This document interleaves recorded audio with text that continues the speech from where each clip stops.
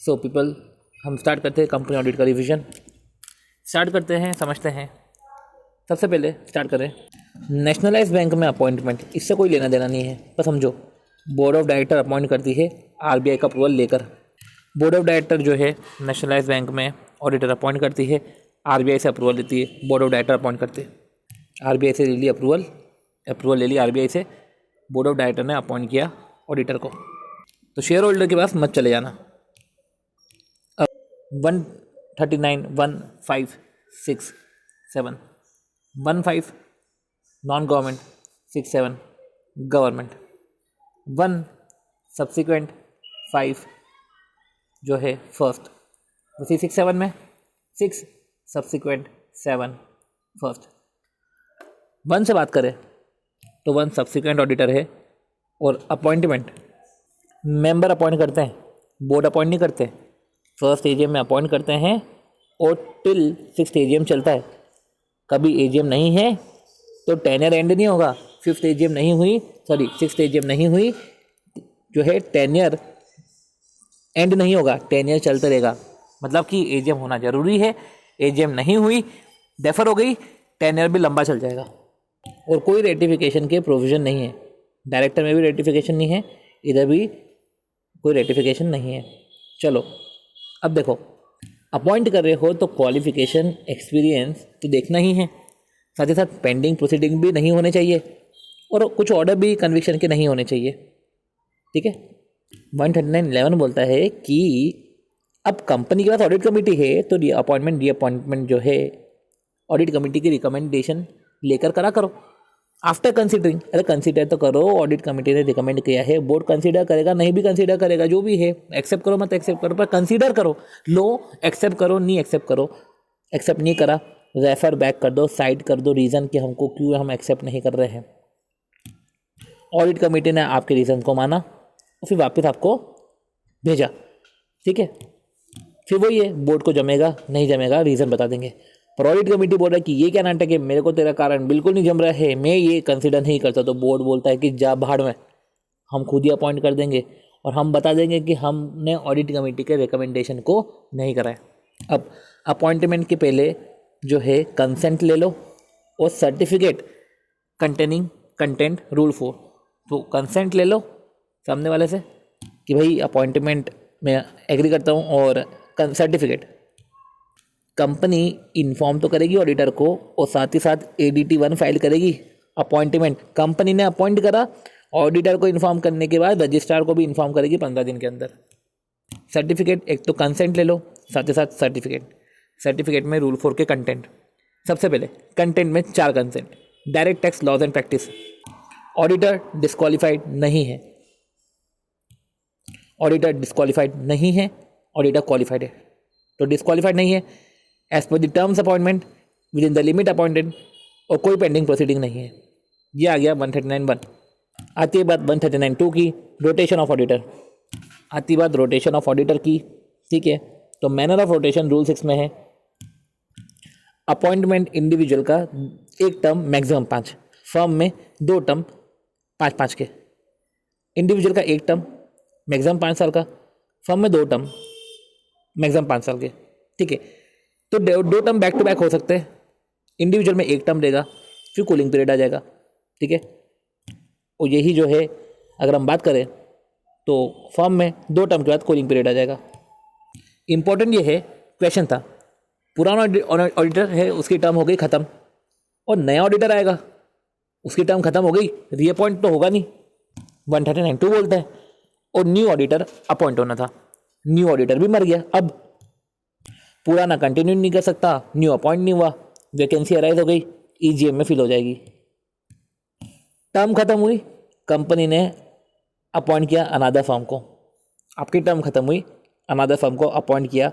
देख लेना कोई पार्टनर कॉमन नहीं हो, प्रीसीडिंग फर्म से कोई पार्टनर कॉमन नहीं हो। तो ये on the date of appointment देखना है, on the date of appointment देखना है। अगर हो गया तो वो 5 साल के लिए अपॉइंट वो भी नहीं हो पाएगा। तो कोई एसोसिएशन नहीं होना चाहिए आउटगोइंग पार्टनर के साथ, नया आ रहा है एसोसिएशन नहीं होना चाहिए, अदरवाइज नेटवर्क फॉर्म मान लिया जाएगा। तो कोई एसोसिएशन आने जाने वालों का नहीं होना चाहिए।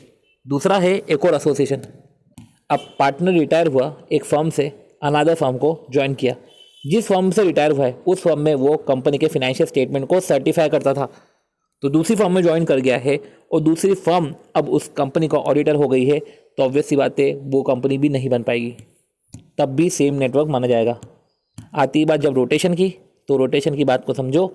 लिस्टेड कंपनी और अदर कंपनी में इंडिविजुअल मोर देन 1 टर्म, ठीक है, नहीं, और फॉर्म में मोर देन 2 टर्म नहीं। अब अदर प्रिस्क्राइब कंपनी की बात करें तो इधर जो है शेयर कैपिटल रिस्पेक्ट में लिमिट अलग है, बाकी लिमिट सेम है। मतलब कि पब्लिक कंपनी हो, प्राइवेट कंपनी हो, अनलिस्टेड है, आप लोन ले रहे हो बैंक एनबीएफसी से, डिबेंचर नहीं आ रहा। इधर डिपॉजिट्स यूजुअली बोरोइंग लेते हैं सेपरेट, 2-3 जगह आप डिबेंचर डिपॉजिट लोन एक साथ देखते हो, और डिबेंचर डिपॉजिट लोन कभी साथ में नहीं आते। बोरोइंग डिपॉजिट सबकी अलग अलग लिमिट होती है। इधर बोरोइंग और डिपॉजिट ऐड करके 50 करोड़ या उससे ज़्यादा। पब्लिक कंपनी अनलिस्टेड है, 10 करोड़ या उससे ज़्यादा का paid up capital. Private company unlisted है, 50 करोड़ या उससे ज़्यादा का कैपिटल। मतलब कि पब्लिक कंपनी में 10-50, प्राइवेट कंपनी 50-50, 50 करोड़ या उससे ज़्यादा बोरिंग, 50 करोड़ या उससे ज़्यादा डिवेंचर नहीं आएगा। पब्लिक कंपनी 10 करोड़ या उससे ज़्यादा, 50 करोड़ या उससे ज़्यादा। तो इधर जो है लोन और पब्लिक डिपॉजिट दोनों है 10-50, 50-50, ठीक है। 139(2) without won't prejudice right of company. Tenure ठीक है, कंपनी को रिमूव करना है तो रिमूव कर दे, ऑडिटर को रिजाइन करना रिजाइन करे, कोई दिक्कत थोड़ी ना है। रोटेशन का मैनर तो सेम प्रोसेस है, ठीक है।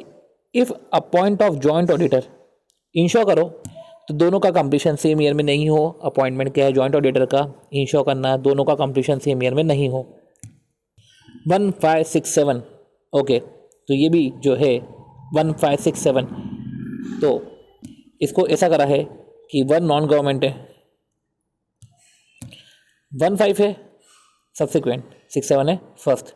1 नॉन गवर्नमेंट, 6 नॉन गवर्नमेंट। 6 की बात करते हैं, first auditor non government company में, उधर कौन अपॉइंट करता है, मेंबर। इधर कौन अपॉइंट करेगा, बोर्ड ऑफ डायरेक्टर। डायरेक्टर खुद से हिमसेल्फ करेगा नहीं।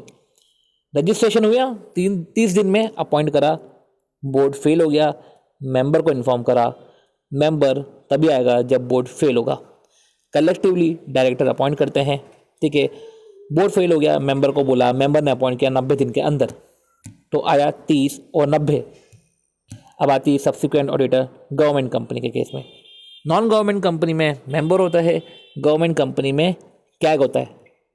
तो ध्यान रखना, सब्सिक्वेंट ऑडिटर गवर्नमेंट कंपनी, उधर नॉन गवर्नमेंट में मेंबर अपॉइंट करते थे first AGM till conclusion of 6th AGM. इधर तो फाइनेंशियल कमेंसमेंट, ईयर कमेंसमेंट के 180 दिन के अंदर अपॉइंट करना है। सेंट्रल गवर्नमेंट नहीं करेगी, ना तो गवर्नमेंट कंपनी करेगी, ना तो बोर्ड ऑफ डायरेक्टर करेगी, कैग करेगी appoint. Tenure till conclusion of next AGM. First auditor की बात करें, जैसे ही नॉन गवर्नमेंट कंपनी में हमने पढ़ा था कि फर्स्ट ऑडिटर तो बोर्ड ऑफ डायरेक्टर अपॉइंट करते हैं, इधर कैग अपॉइंट करता है 60 दिन में। फेल हो गया, बोर्ड ऑफ डायरेक्टर अपॉइंट करेगा नेक्स्ट 30 डेज में। फेल हो गया, मेंबर अपॉइंट करेगा नेक्स्ट 30 डेज में। गवर्नमेंट कंपनी है, टाइम ज़्यादा लगता है, 60-60। CAG, BOD, member. इधर है बीओडी और मेंबर, 30 और 90। चलो समझते हैं गवर्नमेंट कंपनी, चलो समझते हैं क्या समझ रहे हैं। First auditor, subsequent auditor, vacancy के बारे में। फर्स्ट ऑडिटर रजिस्ट्रेशन के 60 दिन में कैग अपॉइंट करती है, ठीक है। कैग फेल तो board of director next 30 days में। बोर्ड ऑफ डायरेक्टर फेल तो मेंबर अपॉइंट करेगी नेक्स्ट 60 डेज में।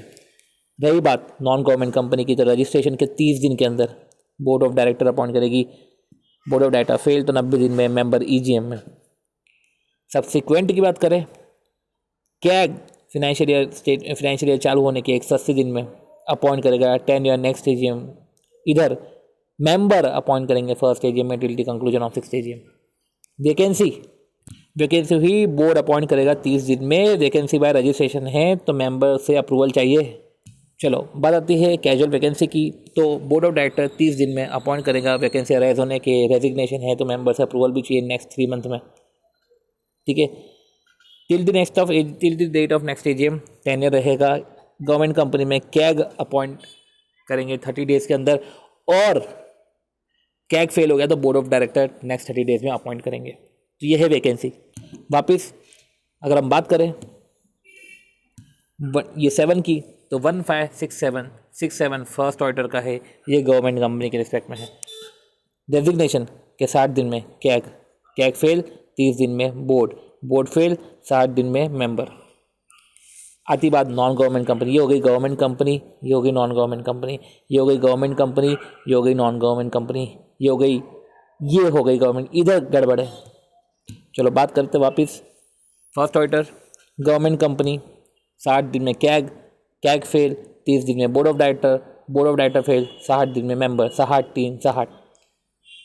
नॉन गवर्नमेंट कंपनी रजिस्ट्रेशन के 30 दिन के अंदर बोर्ड ऑफ डायरेक्टर ठीक है फेल तो 90 डेज में मेंबर। ये है फर्स्ट ऑडिटर के रिस्पेक्ट में। सब्सिक्वेंट ऑडिटर के रिस्पेक्ट में फिनेंशियल ईयर कमेंसमेंट होने के 180 दिन में कैग अपॉइंट करेगा, अदरवाइज मेंबर फर्स्ट AGM में appoint till the conclusion of 6th AGM। Vacancy non government का ऊपर है, बोर्ड ऑफ डायरेक्टर जो है 30 दिन में अपॉइंट करेगा। रेजिग्नेशन इन्वॉल्व है तो मेंबर अप्रूव करेगा विद इन 3 मंथ। टेन्योर है टिल नेक्स्ट AGM। इधर कैग जो है अपॉइंट करेगा इन 30 डेज। कैग फेल तो बोर्ड ऑफ डायरेक्टर अपॉइंट करेगा। कैग फेल होता है तो बोर्ड ऑफ डायरेक्टर ही आता है। वैकेंसी होने के लिए सबसे पहले पोजीशन होना चाहिए। Vacancy is created but first there must be valid appointment. Appointment valid है तो वैकेंसी होगी। अपॉइंटमेंट करा है कंपनी ने, सामने वाले ने एक्सेप्ट नहीं करा है तो अपॉइंटमेंट वैलिड नहीं है। अपॉइंटमेंट वैलिड नहीं है तो वैकेंसी हुई नहीं। वैकेंसी होती तो बोर्ड फिल करते हैं, अदरवाइज तो मेंबर ही फिल करेंगे। वैकेंसी हुई तो बोर्ड फिल करेंगे, अदरवाइज तो मेंबर ही फिल करेंगे। देखा जाए तो बोर्ड तो कहीं भी नहीं आता, सब्सिक्वेंट में तो बिल्कुल नहीं आता। फर्स्ट ऑडिटर में आ सकता है, वो भी जब कोई फेल हो जाए, पर खड़े पे स्टार्टिंग में ही बोर्ड का ना नहीं आते। बट हाँ, इधर रजिस्ट्रेशन के 30 दिन में फर्स्ट ऑडिटर में नॉन गवर्नमेंट कंपनी में आ जाता है और वैकेंसी में आ जाते हैं। फर्म डिसॉल्व हो गई डिफरेंसेस से। देखो अनिल मुकेश फर्म है, डिसॉल्व हो गई डिफरेंसेस से, तो ये कैजुअल वैकेंसी। बात कर ली है नॉन गवर्नमेंट कंपनी में बोर्ड 30 दिन में डेजिग्नेशन इन्वॉल्व है तो मेंबर अप्रूव करता है इन 3 मंथ। गवर्नमेंट कंपनी के केस में कैग 30 दिन में फेल हो गए तो board of director fail in 30 days. Tenure next AGM का है, 1 साल का टेन्योर नहीं है, नेक्स्ट AGM तक का टेन्योर है। चलो बात करते हैं रीअपॉइंटमेंट की। रीअपॉइंटमेंट ऑडिटर का होता क्या है? फर्म का सेकेंड टर्म में अपॉइंटमेंट रीअपॉइंटमेंट। अगर ऑडिटर डिस्क्वालीफाइड नहीं है, ऑडिटर क्वालिफाइड है, ठीक है, क्वालिफाइड है पर उसने अपनी अनविलिंगनेस शो नहीं करी, मतलब वो रेडी है और स्पेशल रिजोल्यूशन भी पास नहीं हुआ हटाने के लिए, तो पर्सन क्वालिफाइड है, वो रेडी है, स्पेशल रिजोल्यूशन भी पास नहीं हुआ कंपनी की तरफ से कि इसको हटाओ, तो रीअपॉइंटमेंट कर देंगे। स्पेशल रिजोल्यूशन लगता है हटाने के लिए, special resolution to appoint another, okay. तो किसी दूसरे को अपॉइंट करने के लिए स्पेशल रिजोल्यूशन भी पास नहीं हुआ तो जाके इसको अपॉइंट कर देंगे, ठीक है। और अगर कोई रीअपॉइंटमेंट नहीं हुआ तो एग्जिस्टिंग ऑडिटर कंटिन्यू रहेगा टू बी एन ऑडिटर। अब इधर जो है रीअपॉइंटमेंट के रिस्पेक्ट में हमने समझा।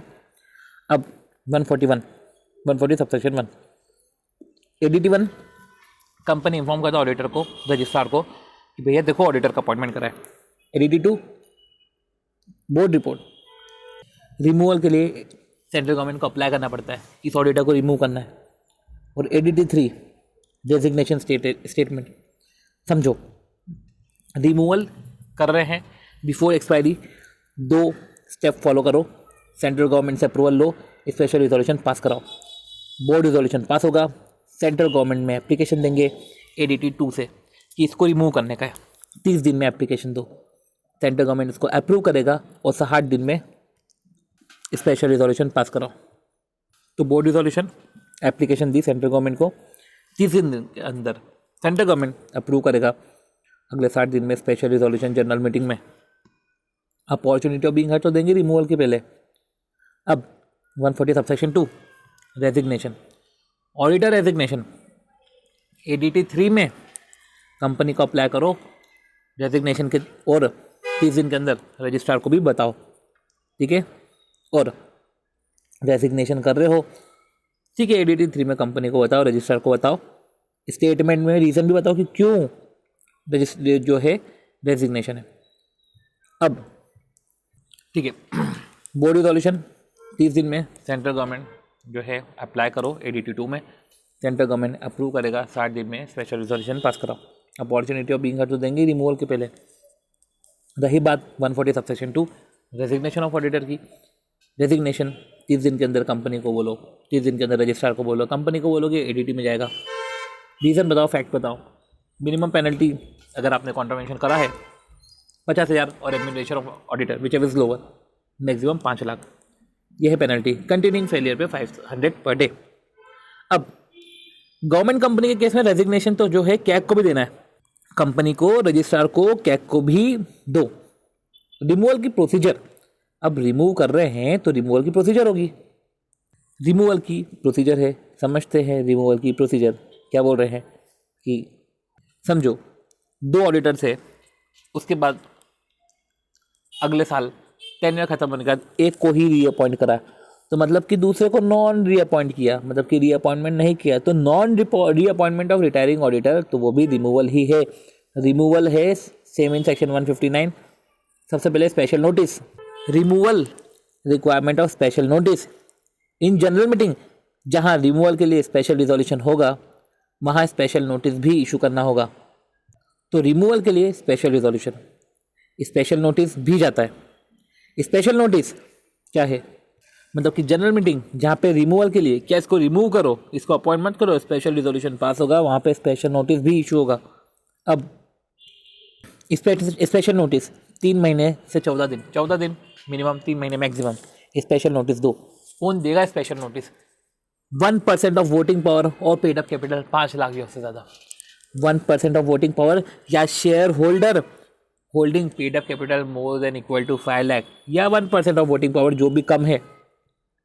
अब इनको रिमूव करने का है। अब ये जो रिमूवल है ना, समझो रिमूवल बिफोर एक्सपायरी, ठीक है, मतलब ये 140 सबसेक्शन 4 उधर लगता है कि वो जो एलिजिबल है पर जो है एक टर्म बचा हुआ है। स्पेशल नोटिस में बाकायदा बताएंगे कि इसको अपॉइंट करो, अपॉइंटमेंट ऑफ न्यू ऑडिटर, या तो non reappointment of retiring auditor, जो भी है स्पेशल नोटिस कंपनी को जाएगा, कंपनी कॉपी रिटायरिंग ऑडिटर को भेजेगी। रिटायरिंग ऑडिटर एलिजिबल है, ठीक है। जॉइंट ऑडिटर के केस में जैसे हमने बात करी कि वो एलिजिबल था पर वो जो है उसको रिमूव कर रहे हैं। रिप्रेजेंटेशन देगा, रिप्रेजेंटेशन ऑन टाइम देना है और अनसब्सटेंशियल डेरोगेटरी रिमार्क नहीं देना है, ठीक है। Notice containing fact of representation, जो नोटिस है, मीटिंग का नोटिस है, जो भी है नोटिस जो है कंटेनिंग फैक्ट ऑफ रिप्रेजेंटेशन, इनके रिप्रेजेंटेशन के फैक्ट जाएंगे और 7 दिन का नोटिस जो है मेंबर को जाएगा, ठीक है। अब रिप्रेजेंटेशन नोटिस भेजने के बाद मिला तो रिप्रेजेंटेशन को रीड कर लेना। अब रिप्रेजेंटेशन के राइट को एब्यूज करा और अगर ट्रिब्यूनल सेटिस्फाई होता है देन रिप्रेजेंटेशन वांट इनक्लोज्ड, तो ऐसे केस में रिप्रेजेंटेशन में एब्यूज कर रहे हैं और ये बोल रहे हैं कि नोटिस के साथ फैक्ट ऑफ रिप्रेजेंटेशन जाएंगे नहीं। अगर ट्रिब्यूनल सेटिस्फाई होता है तो, अगर ट्रिब्यूनल सेटिस्फाई होता है then representation won't enclose. Tribunal satisfy हुआ, रिप्रेजेंटेशन इंक्लोज नहीं करेंगे और इनफैक्ट रीड भी नहीं करेंगे, ठीक है।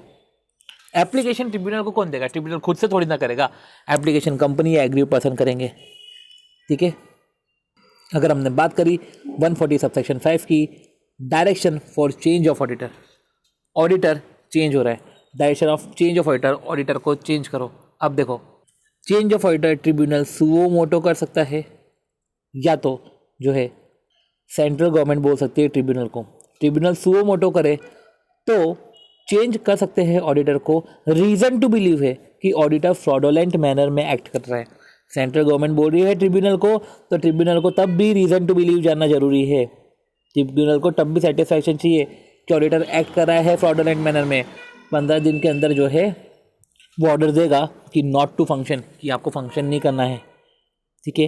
कंसिक्वेंस क्या है? ये ऑडिटर डिसक्वालीफाइड होगा for 5 year in any company, किसी भी कंपनी में वो जो है ऑडिटर नहीं बन पाएगा और लायबल होगा 447 में। अब 447 में देखें तो फ्रॉड 10 लाख और 1% of turnover which is lower, इससे यस ज़्यादा है तो 6 महीने से 10 साल, पब्लिक इंटरेस्ट है 3 साल से 10 साल, fraud up to 3 times of fine is equal to 3 times of fraud, less than है प्लस पब्लिक इंटरेस्ट इन्वॉल्व नहीं है तो अप टू 5 ईयर और बोथ 50 लाख का फाइन। ठीक है, तो ट्रिब्यूनल सुओ मोटो चेंज कर सकता है ऑडिटर। ठीक है, reason to believe that company act कर रही है, ऑडिटर एक्ट हो रहा है फ्रॉडुलेंट मैनर में, एक रीज़न टू बिलीव होना चाहिए। In fact central government concern person भी एप्लीकेशन दे तो ट्रिब्यूनल को रीज़न टू बिलीव तो होना ही चाहिए, फिर अपन ने डिस्क्वालिफिकेशन हो जाता है 5 साल के लिए, लायबल है 447 में, ये सब हमने बात करी। अब बात आती है 141(3)(d की, और 141(1) और 2 आ जाता है एलिजिबिलिटी टू अपॉइंट।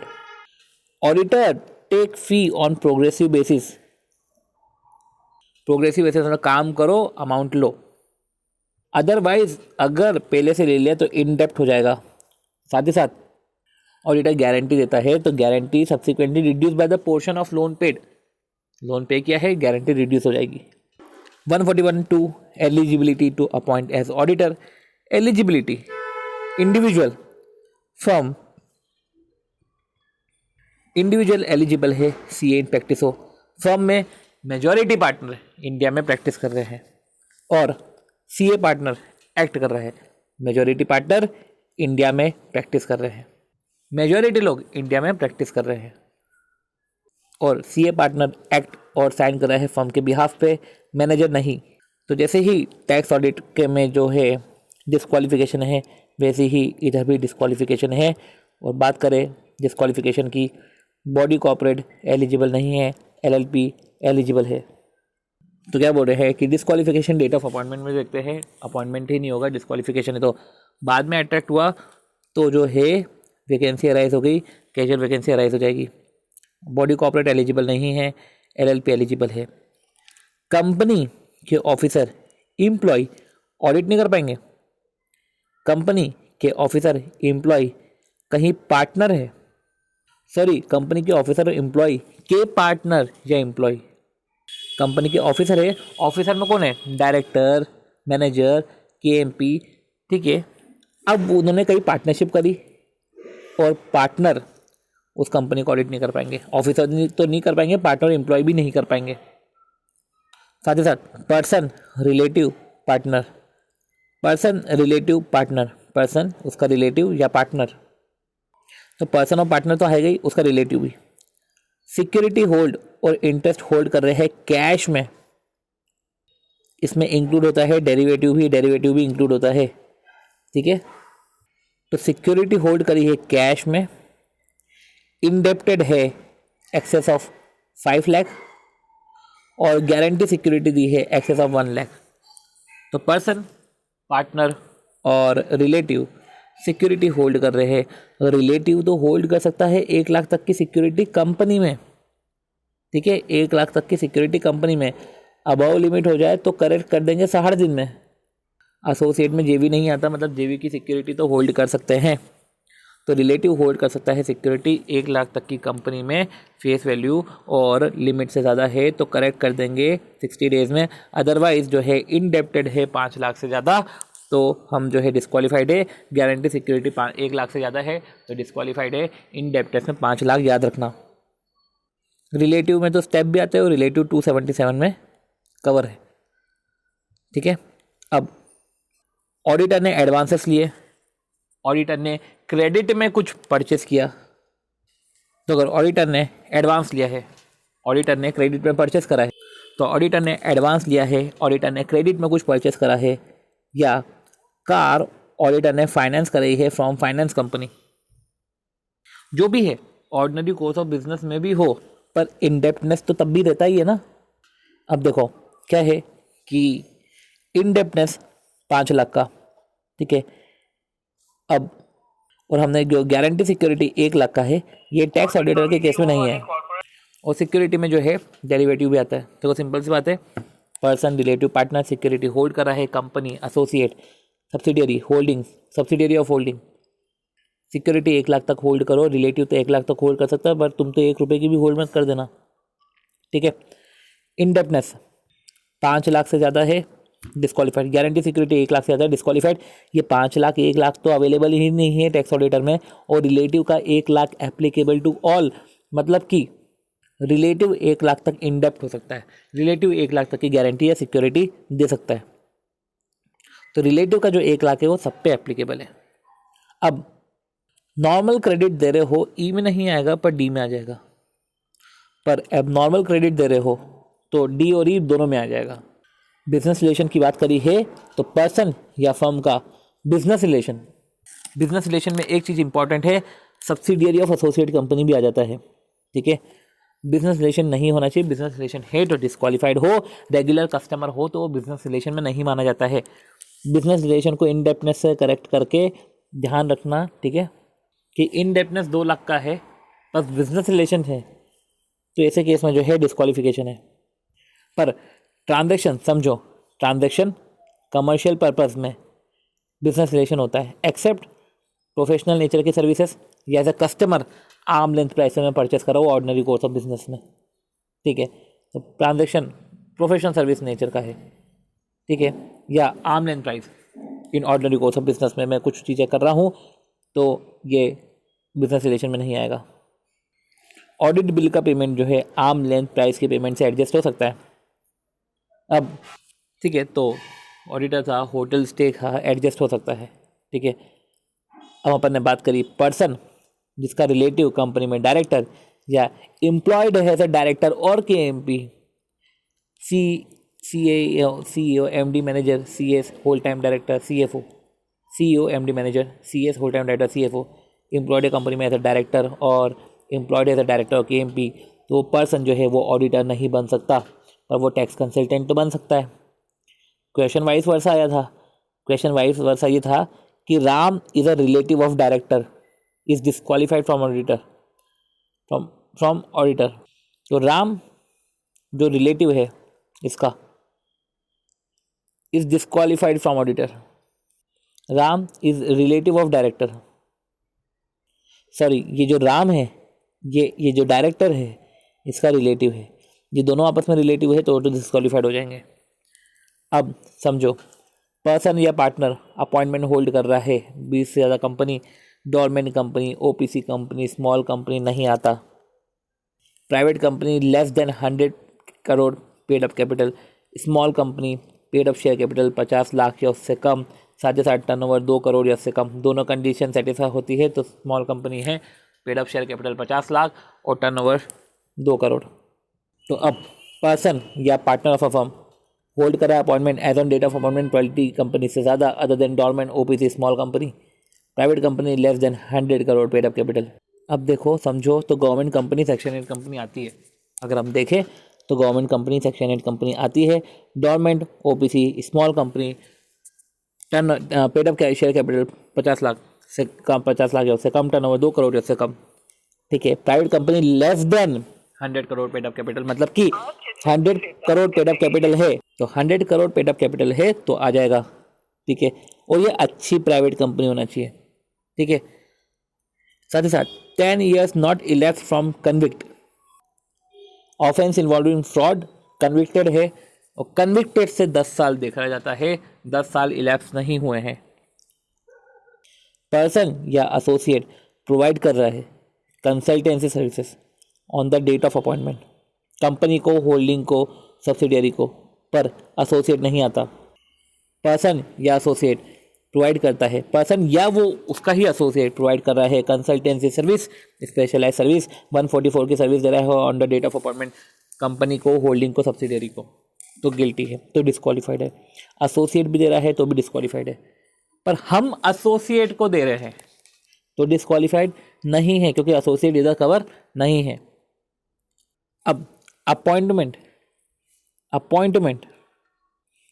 हुआ, डिस्क्वालिफिकेशन अट्रैक्ट हुआ, वेकेट ऑफ ऑफिस। अब रिलेटिव की बात करी थी तो कौन कौन नहीं आते, दादा, भाभी, जिया जी, स्टेप डॉटर नहीं आते। दादा भैया की वाइफ, बहन, हस्बैंड, वो स्टेप डॉटर नहीं आता, स्टेप सन आते, सब स्टेप में आते, स्टेप डॉटर नहीं आता। अब 143(3) जो होता है डिस्क्वालिफिकेशन की बातें करता है in under section 164 disqualification of director, कि अगर डिस्क्वालिफिकेशन ऑफ डायरेक्टर है 164(2) में, आप बताओ 143(3) में साथ ही साथ 141(3)(g तो सीलिंग लिमिट की बात कर रहा है, ठीक है। पर्सन ऑडिटर नहीं है कंपनी का अगर फुल टाइम एम्प्लॉयमेंट में है, ठीक है।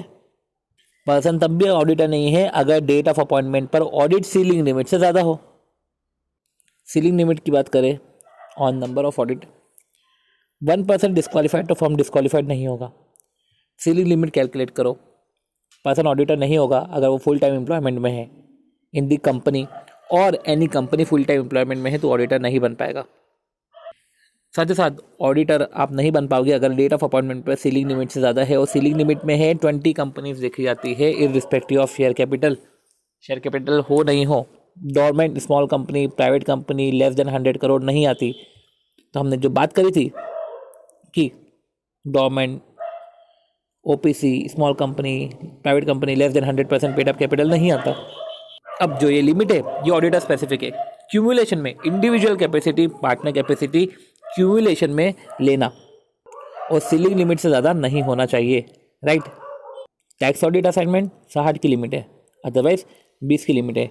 अब duty of auditor not commensurate with remuneration, remuneration कम मिले, ड्यूटी ऑफ ऑडिटर चेंज नहीं होगी, ठीक है।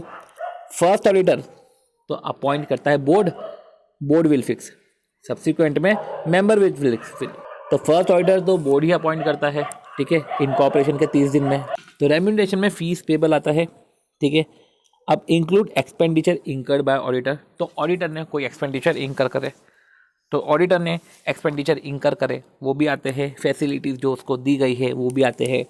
और इन केस ऑडिटर को जो है amount paid for other services है तो वो इधर नहीं आता है, एक्सक्लूड होता है क्योंकि अदर सर्विस के रिस्पेक्ट में है। साथ ही साथ उसको बाइफरकेटेड डिस्क्लोजर देना पड़ेगा शेड्यूल 3 में कि इतनी फीस थी, इतना ट्रैवल एक्सपेंडिचर है, इतनी फैसिलिटीज एक्सटेंडेड है। अब 143 की बात आती बात power and duties of auditor की। तो समझो, statutory right not alter by director और शेयर होल्डर। स्टैच्यूटरी राइट है, ऑडिटर के पास पावर एंड ड्यूटीज है, ना तो डायरेक्टर अल्टर कर सकता है ना शेयर होल्डर। एक्सेस कर सकते हैं all time books of account, ठीक है। कंपनी, सब्सिडियरी, एसोसिएट छोटे लोगों के कर सकते हैं पर होल्डिंग के नहीं कर सकते। अब होल्डिंग सब्सिडियरी के बुक्स को जो है कर सकता है access with respect to consolidated financial statement, holding subsidiary के बुक्स को एक्सेस कर सकता है, ठीक है। पर जो है होल्डिंग की बुक्स को हम पर्सन सब्सिडियरी होल्डिंग की बुक्स को एक्सेस नहीं कर सकता। अब बुक्स एंड रिकॉर्ड सभी आ जाते हैं, ठीक है। और अपनी ड्यूटीज़ को फुलफिल करने के लिए अगर कुछ इन्फॉर्मेशन एक्सप्लेनेशन चाहिए तो वो भी ले सकते हैं। तो ऑडिटर के पास एक्सेस तो है, राइट करने का एक्सेस तो है, वो नीचे वाली कंपनी, साइड वाली कंपनी से कर सकता है, होल्डिंग कंपनी के बुक्स एक्सेस नहीं कर सकता। साथ ही साथ इन्फॉर्मेशन एक्सप्लेनेशन चाहिए तो वो ले सकते हैं। अगर हम बात करें कि 143(1) की, सबसे पहले राइट टू लीन, ड्यूज का पेमेंट नहीं करा तो जो है right to lien document of client, ठीक है, which was received under client authority. Client की अथॉरिटी में वो डॉक्यूमेंट जो है of client which was receive under client authority and he has work done on it. Client के document है, उसकी अथॉरिटी में मिले थे और उसने उस पर काम किया था, लीन हो जाएगा। पर as per ethical standard board आप लीन नहीं कर सकते। बट अगर आपने काम किया है, क्लाइंट की अथॉरिटी में डॉक्यूमेंट मिले हैं तो आप लीन कर सकते हो। आती है बात 143(1) inquiry in respect of property matters. Inquiry into property matters की बात करें तो रिपोर्ट इधर तभी करना है जब एडवर्स कमेंट हो और एडवर्स कमेंट से ओपिनियन मॉडिफाई नहीं हो जाएगा, ठीक है। After inquiry sufficient and appropriate audit evidence gather, तो ये इंक्वायरी है, ठीक है। इंक्वायरी करो, sufficient and appropriate audit evidence gather करो एंड देन फिर रिपोर्टिंग करो, ये इंक्वायरी है। मॉडिफिकेशन थोड़ी ना देना है इस इंक्वायरी के रिस्पेक्ट में। एडवर्स कमेंट सर मॉडिफिकेशन थोड़ी ना होते हैं, ठीक है। तो इंक्वायरी किस मैटर में? प्रॉपर्टी मैटर्स है, ABCDEF 6 मैटर्स है। तो इंक्वायरी इनटू प्रॉपर्टी मैटर के रिस्पेक्ट में बातचीत है। तो पहला पॉइंट है कि loans and advances on the basis of security. तो लोन्स एंड एडवांसेस सिक्योरिटी के बेसिस पे इशू करे है, प्रॉपर्ली सिक्योर्ड है कि नहीं है, और जो टर्म्स है वो क्या प्री जुडिशियल है to the interest of company. तो लोन्स एंड एडवांसेस क्या प्रॉपर्ली सिक्योर्ड है, क्या टर्म्स प्री जुडिशियल है to the public of to the interest of company. फिर transaction represented by book entries are prejudicial, जो transaction है जो represent by book entry, क्या वो प्री जुडिशियल है to the interest of company? क्या loan and advances की जो टर्म्स है प्री जुडिशियल है to the interest of company? क्या ट्रांजेक्शन है रिप्रेजेंट बाय बुक एंट्रीज, क्या प्री जुडिशियल है to the interest of company? Company जो इन्वेस्टमेंट कंपनी नहीं है, बैंकिंग कंपनी नहीं है, क्या उन्होंने असेट सोल्ड करी है such as share debenture security less than purchase price? Whether loans and advances show as deposit, whether personal expenditure charged to revenue account, whether share allotted for cash and cash received, अगर cash receive नहीं हुआ है तो whether position stated in accounts books and balance sheet, तो position state है accounts books और balance sheet में, क्या वो करेक्ट है पोजीशन? तो लोन्स एंड एडवांसेस के रिस्पेक्ट में पहला तो हमने क्या पढ़ा कि क्या loans and advances security basis पे इशू कर रहे हैं, whether loans and advances given on the basis of security, ठीक है। तो whether loans and advances are given on the basis of security, whether loans and advances secured, क्या जो है लोन्स एंड एडवांसेस के terms prejudicial to the interest of company है, transaction represented by book entries prejudicial to the interest of companies है, company not an investment और banking company sold asset at less than purchase price, whether loans and advances show as deposit, whether personal expenses charged to revenue account, whether share allotted for cash and cash received, or if cash not received whether the same has been reflected in the register। रही बात आती है 143(3) की other elements in audit report. ये तो mandatory इसकी reporting करनी है कि whether all information explanation sought to be obtain to the best of knowledge and belief, जो भी information explanation sought to obtain to the best of knowledge and belief, क्या हमको ऑब्टेन हुए हैं, और अगर नहीं हुए हैं तो डिटेल्स बताओ, and effect of such information on financial statement, क्या information explanation best of the knowledge receive हुए हैं, नहीं हुए हैं तो इंफॉर्मेशन एक्सप्लेनेशन बताओ, जो नहीं हुए हैं इसका इफेक्ट बताओ, whether proper books of account as per law kept by the company, क्या proper books of account law के according kept by company as appeared from the audit, क्या proper books of account company ने बनाई है, क्या proper return branch से receive होते हैं, उन ब्रांचेस को जिसको विजिट नहीं करा गया है, अगर ब्रांच ऑफिस का audit under section 143 sub section 8 हुआ है, ठीक है, अदर देन कंपनी ऑडिटर ने किया है, तो whether report has been received. तो देखो क्या क्या बातें हैं इंफॉर्मेशन एक्सप्लेनेशन के रिस्पेक्ट में, क्या proper books of account receive हो गया है, क्या proper books of account kept करती है कंपनी, क्या proper return from the branches जो ऑडिटेड नहीं है, क्या रिटर्न्स आ चुके हैं, weather company balance sheet and P&L is in agreement with the books of account and return, जैसे बुक्स ऑफ अकाउंट और रिटर्न में वैसे ही कंपनीज की बैलेंस शीट P&L है, ब्रांच ऑफिस जिसको विजिट नहीं करा है, जिसका ऑडिट हुआ है, जो कंपनी ऑडिटर ने ऑडिट नहीं किया है, क्या उनसे रिसीव हो चुके, whether report received, whether proper books of account as per the laws, ठीक है, whether proper return receive from the branches not visited, whether financial statement comply with AS, क्या फाइनेंशियल स्टेटमेंट AS का compliance कर रहे हैं, whether financial transaction और matter, इधर आपको जो है रिपोर्टिंग तभी करनी है 143(1) में जब एडवर्स कमेंट है, ये हम बात कर चुके थे, अदरवाइज जो है रिपोर्टिंग करने की जरूरत नहीं है। इसको थोड़ा सा इसको ऐसे समझने का, reporting only when adverse comment है तभी रिपोर्टिंग करने की है, इसके एडवर्स कमेंट कोई मॉडिफिकेशन नहीं होते हैं। फिर बात आती है कि फिनेंशियल ट्रांजेक्शन और मैटर पे ऑब्जर्वेशन और कमेंट जिसका एडवर्स इफेक्ट है on functioning, disqualification right under section 164(2), ठीक है, और मेंटेनेंस ऑफ अकाउंट और मैटर, तो मेंटेनेंस ऑफ अकाउंट और matter qualification, maintenance of account के रिस्पेक्ट में क्वालिफिकेशन, ठीक है, क्वालिफिकेशन रिजर्वेशन एडवर्स रिमार्क देना पड़ता है, तो अकाउंट मेंटेनेंस में या फाइनेंशियल ट्रांजैक्शन और मैटर पे जिस पे जो है ऑब्जर्वेशन जिस पे कमेंट कर जाए which have adverse effect on the company, तो फाइनेंशियल ट्रांजैक्शन मैटर जिसका adverse effect on the effect of the company adverse effect है, या मेंटेनेंस ऑफ अकाउंट और मैटर के रिस्पेक्ट में क्वालिफिकेशन रिमार्क ये सब देते हैं। साथ ही साथ फिर बात आती है कि whether company having adequate internal financial control and operating effectively, company के पास एडिक्वेट इंटरनल फाइनेंशियल कंट्रोल है, क्या कंपनी जो है internal financial control operating effectively, not applicable to OPC dormant small company.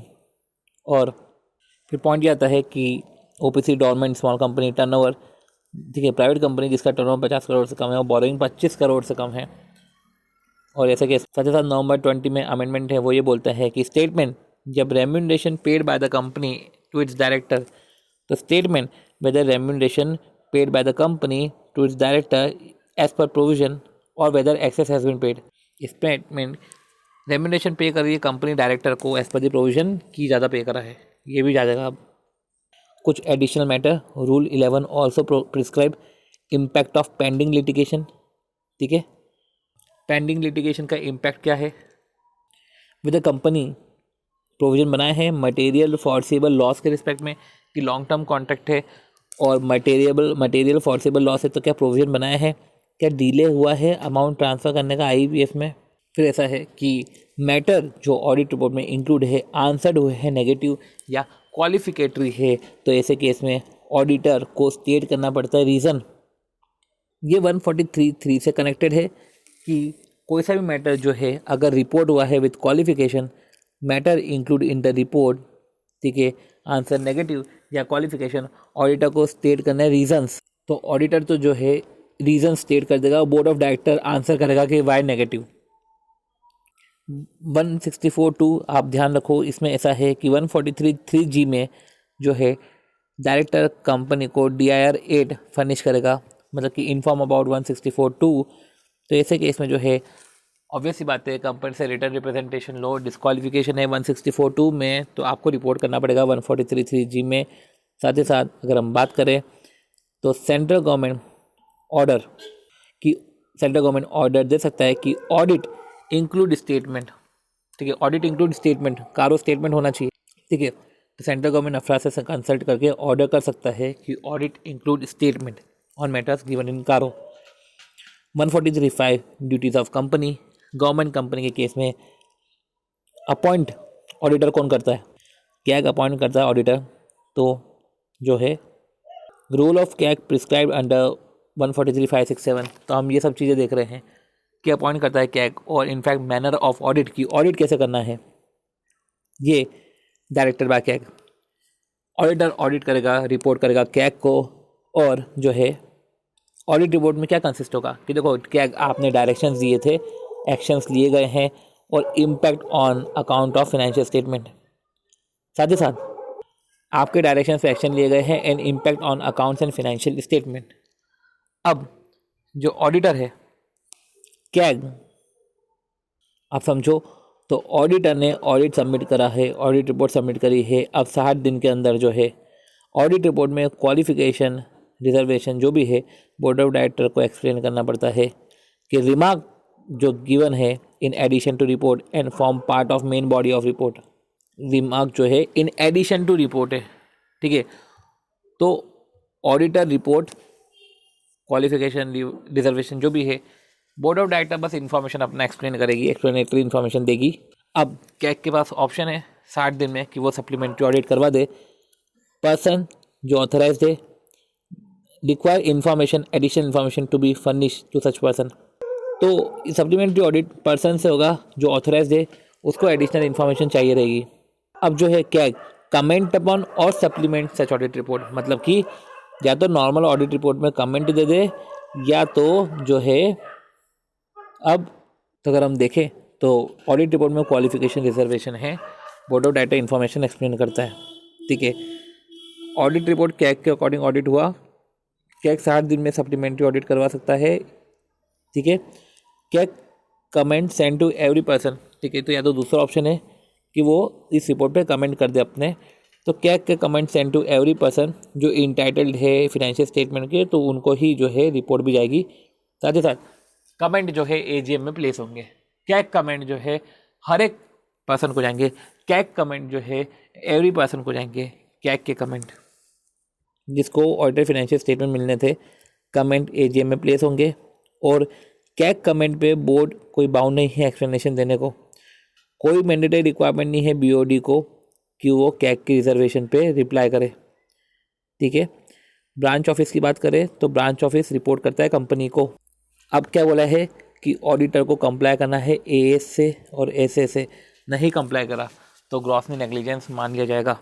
ठीक है, ऐसे तो सेंट्रल गवर्नमेंट इशू करती है, ICAI रिकमेंड करती है। ठीक है, ICAI रिकमेंड करती है, नफरा जो है नफरा के साथ कंसल्ट करके सेंट्रल गवर्नमेंट इशू करती है। पॉइंट आता है 143(12). अब ऑडिटर रिपोर्ट करेगा सेंट्रल गवर्नमेंट को, शेयर होल्डर को नहीं, सेंट्रल गवर्नमेंट को फ्रॉड, जब ऑडिटर को रीज़न टू बिलीव है कि जो फ्रॉड है वो एक्चुअल हो या सस्पेक्टेड है। कारों में तो सब एक्चुअल है, इधर एक्चुअल या सस्पेक्टेड है, कमिट हुआ है कंपनी के ऊपर ऑफिसर या एम्प्लॉय द्वारा। अब फ्रॉड इज बीइंग या has been committed, non compliance पे 1 लाख से 25 लाख तक की पेनल्टी है। फ्रॉड इन्वॉल्विंग 1 करोड़ और मोर, और फ्रॉड इन्वॉल्विंग 1 करोड़ और मोर, इस केस में जो रिपोर्ट सेंट्रल गवर्नमेंट को जाती है। पर अगर लेस देन 1 करोड़ है तो बोर्ड ऑफ डायरेक्टर और ऑडिट कमेटी को 2 दिन में जाएगी। क्या जाएगा कि ये फ्रॉड है, ये अमाउंट है,